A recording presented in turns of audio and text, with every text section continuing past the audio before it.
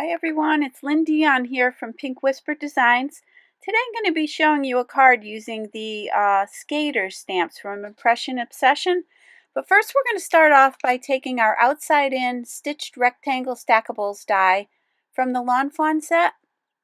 And what I'm going to do here is take the largest one from the set. And you can see that it stitches both the inside and the outside of the area, but we're only going to use that inside piece that comes out. I'm also going to be using 140-pound watercolor cold press paper from Canson. And so I die cut the inside portion with the die, and you can see those beautiful stitched edges. Now I'm going to take some post-it tape and I'm going to place it not quite 3/4 of the way up to start creating my scene. And what I want is a little extra off the side so that I can tape it basically to the table. And then I'm going to take a couple of post-it notes because it's easier to punch and use my 1.5-inch circle punch from EK Success.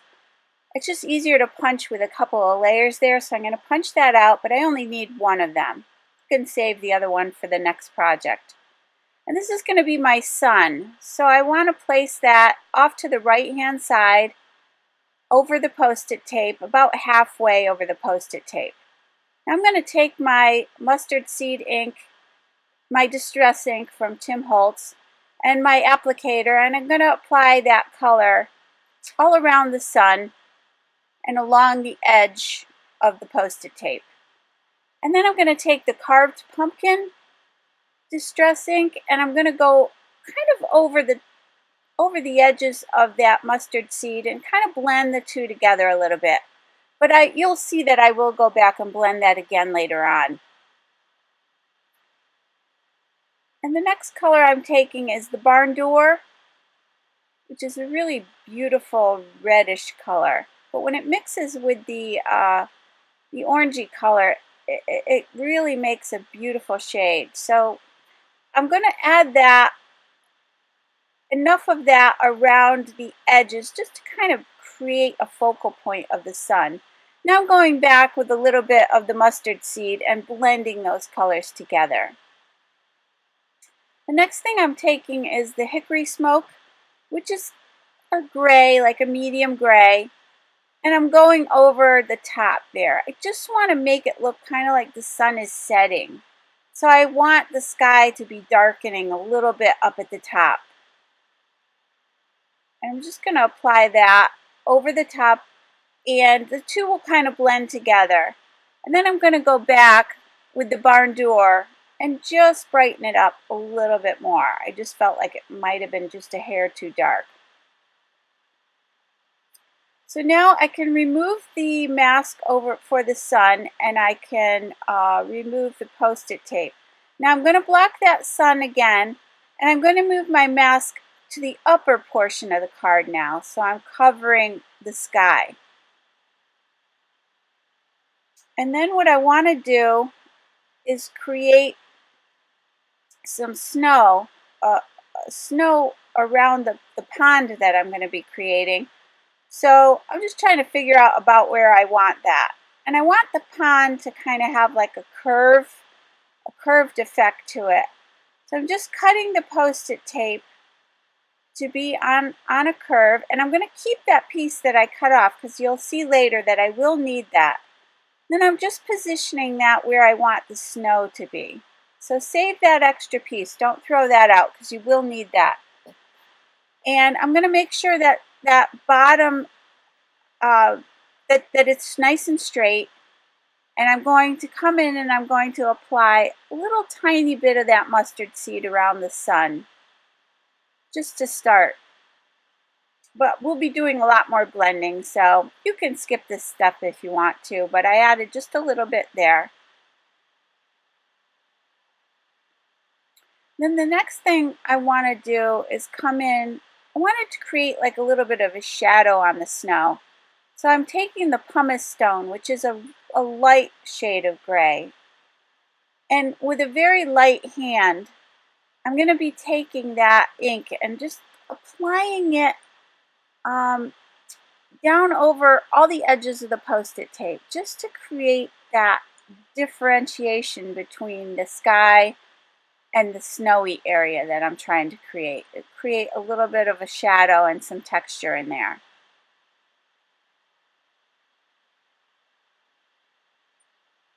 So you can kind of see there,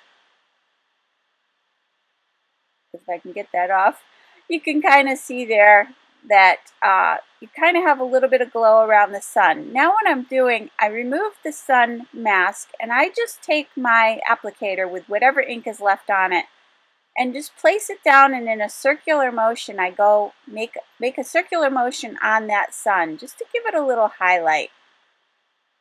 Makes it look like it's glowing a little bit more. And then you can see that I applied a little bit, blended that ink down at the bottom half of it a little bit more. Now I'm going back with that pumice stone ink and just going to blend those together. So that portion of the sun that you're seeing there is actually the reflection on the snow. So if you prefer not to have as much reflection, you know, you can blend a little bit more, but you will see as we go along, I continue to blend this. So for right now, this just gives us the base to start with. So we kind of know where everything is, where our reflection is going to be. And so that's giving me the base for the area of the snow. And I'm just speeding this up just because I'm just with a very light hand again adding that pumice stone ink. So now you can see the line of the snow meeting the sky. And now you'll see where that piece of masking Post-it, you're going to place that down right exactly in position and then peel the bottom one away. Because now, and then I put an extra piece of Post-it up top there just to protect the sky that I've already done. But now this bottom curve section, I'm going to use the tumbled glass ink to create the ice. And all I want to create right now, again, is just to lay my base colors down. So with a fairly light hand, I'm just applying this color around the edges. Up top there where the snow meets the pond, and then around the edges. And I'm going to leave the middle part open for now. And you'll see later, again, that I'm going to blend some other inks in there.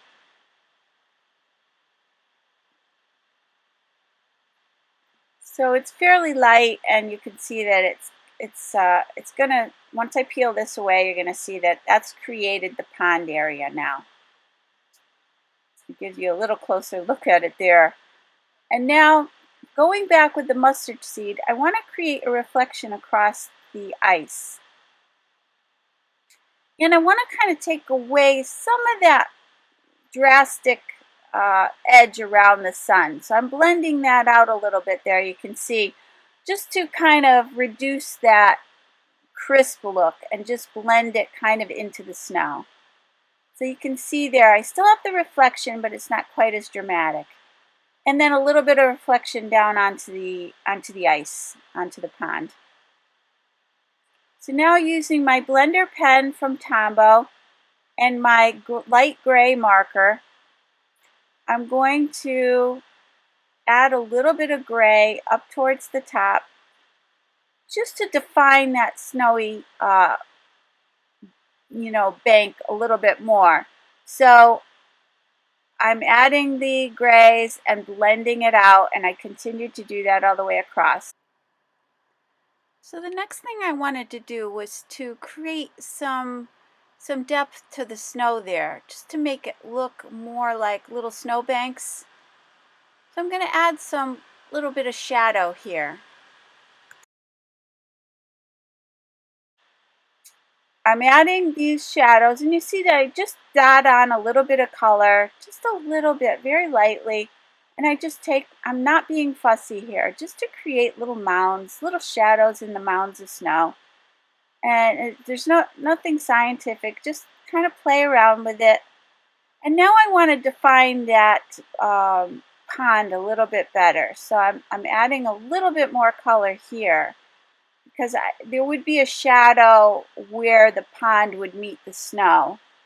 And I'm following that line that we previously created with the Post-it tape, and I'm just giving it a little bit of highlight there and some shadows in there. And then what I'm going to do here is come in and just shadow along the edges a little bit more, the way it would naturally kind of be. Adding a little highlights in there. And we can add more later. For right now, that looks pretty good to me.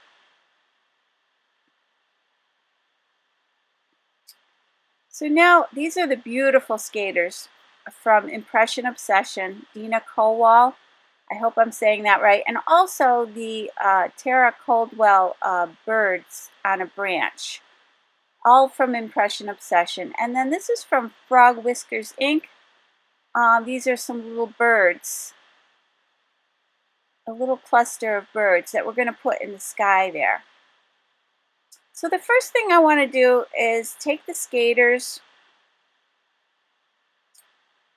and because it is a foam type stamp, I've removed that backing portion. I know a lot of people wonder about that, but you remove that piece of paper from behind it, and that makes that gray area like an acrylic stamp. It makes it sticky, so it'll stick to my MISTI.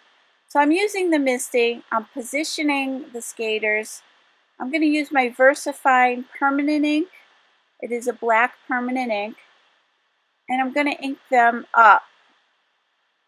It will take, you'll see that it'll take a few stampings because I am using the cold press watercolor paper, which is a little bit textured. It's kind of nubby. So I'll show you here that it doesn't completely cover the first time. So it will take a few stampings. So 2 or 3, you know, whatever you need. This is why you do want to use the MISTI for this. And you'll see now I have a nice crisp image. So now I want to work on my sky, the birds in the sky. So I'm going to go ahead and ink those up again with the VersaFine black ink. And I'm going to go ahead and stamp those. And then for the area around the pond, I wanted to kind of create something in the foreground. So I'm going to use that, the birds stamp, but I'm just going to use the branches part of it. I'm not even going to mount it. I'm just going to use it and ink up the area of the branches that I want to use. I don't use a mask or anything here. You can if you want to, but it's pretty easy to ink around the area that you want. You can see there that I'm just taking those ferny branch looking items and I'm just going to use my fingers to kind of press down. Gives me a little more flexibility about where I want to place it. And just make sure you use your fingers to press it down and get those areas that you want. And you can double stamp, which means you'll get a dark one and a lighter shade of that particular item, which gives you some depth as well. Now here I did a double stamping again, so I have light and dark. And you see that little area there, looks like the branch ends. I'm just going to ink again and cover that up. So that filled in that area nicely. So if you have any of those little odd pieces, just stamp again over top. And since they're just branches, it doesn't matter. So I'm using the Cuttlebug clear acetate sheets because what I want to do is create the shadow of the skaters. So I just cut a small piece down to a A2 card size. And I'm just placing it in the MISTI just in case I have to stamp it again. Now I started to stamp the top of her, but I don't need that. I really just need their legs and feet for the shadow portion of this because not that much is going to show. So I'm inking it. I want to make sure I have a good impression. It will be a little spotty in areas, but that's okay. Don't worry about that because I'm going to show you how to fill that in afterwards. So I'm placing a piece of scrap paper down just because it is permanent ink. So when I flip this over, it will give me the reverse image. And I'm going to press that acetate sheet down and really press it with my fingers in the areas that I want to get the ink. And that's going to transfer the image, again, in the reverse. And you can see that I've created a little shadow there. This is great because you just wipe it off, take a baby wipe, wipe off the ink, and you can use that sheet again. But now I want to, with my N65 and my blender pen from Tombow, I'm going to go ahead and very quickly just fill that shadow in a little bit with some light gray ink, just to make it look more solid. And I'm using the blender to do that, and it's very easy to do. And you can see I'm not being fussy at all, just giving it a little scribble and filling it in. And that gives me a nice shadow there of the skaters, which would be the way they would reflect with the sun behind them there, like that.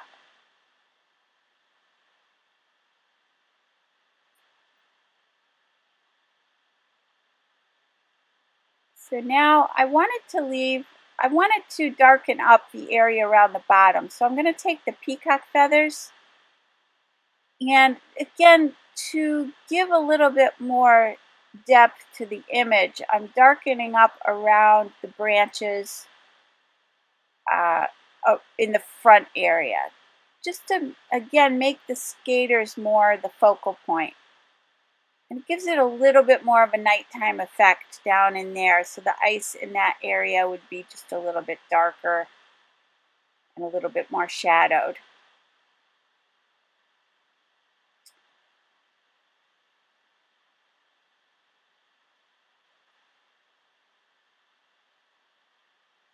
So the next thing I wanted to do was take my Wink of Stella. I'm going to use the white, the glossy white. And I know a lot of people say that the clear is the only one you need, but I do have to say that the white does give you just kind of a chalky white finish with the glitter in it. I don't know how to describe it. And the more layers of it you put on, the more of that effect you will get. So it definitely does give it more of a snowy effect, more of a kind of a white snowy look. And again, if you go over it more than once, you'll get more of that. And I'm hoping in a minute here you'll be able to see the glitter part of it, because it is beautiful. Next to the clear Wink of Stella, the white is absolutely a necessity. And I did do 2 coats, and you can see there that you get this beautiful glossy image, but it does have a little bit of a whiteness to it. You can even see I got a little on his scarf there. I'm going to take a marker, a black marker, and just going to go over the little areas that got some white on it, just to finish that off, just to touch it up. Any little areas you see that maybe didn't stamp, you can touch up with that as well. Now I'm taking some white gesso, but you could certainly use any white paint you have. White acrylic paint is fine. I'm going to take my Tim Holtz Distress Sprayer and add a little bit of water to that, just to, get it a little bit more wet, a little bit more, thin it out a little bit. And I'm a terrible spatterer. I spatter everything in the room, myself, my clothes. So I started using this color catcher from Clear Snap. And it lays flat when you're done using it. You can fold it up. And you place your item in there, and you can spatter away till your heart's content, and you don't get it all over everything in your craft room like I normally do. So, so I got a nice spatter effect on that for the snow. And I'm going to dry it with my heat gun. Now I'm going to use a Cardinal from Impression Obsession, one of their dies, and the adhesive from Nuvo. And I just die cut the Cardinal in a black cardstock, a heavyweight cardstock. I'm going to apply a little adhesive to that and place that right on the branch. I just didn't have a stamped Cardinal in the size that I wanted, and I thought that was perfect. So I placed just one there. You could do a few of them. I'm going to mount this whole thing on my Nina cardstock. It's a nice heavyweight cardstock. And you could see that the card wasn't totally even. It had a little edge on it that didn't match up with the top edge. So I'm using my Tim Holtz cutter from Tonic. And the reason I bought this is to do exactly what I'm doing here, is to cut off a little sliver of paper, and it's amazing. It cuts it right off with no raw edges, no mess. Usually I tear the paper if I try using my other trimmers. So it's fantastic. If you don't have one, for that reason alone, you need to get it. But this is, I'm using some score tape, and it's a double-sided adhesive. It's a nice adhesive, and I'm putting plenty on there just to make sure, because this card did have a lot of ink on it, just to make sure that it lays nice and flat. And I'm going to place that right in position. And this card just makes me feel good. It can be for anything, which is what I love about it. It can be for thinking of you, friendship, Valentine's Day, birthday, whatever you want. So I didn't put any sentiment on the inside for that reason, so I can use it for whatever I want to. So I hope you had fun. Please be sure to hit the like button and subscribe. And find me over at my website, pinkwhisperdesigns.com. I'm so glad you joined me, and I hope you all have a great day.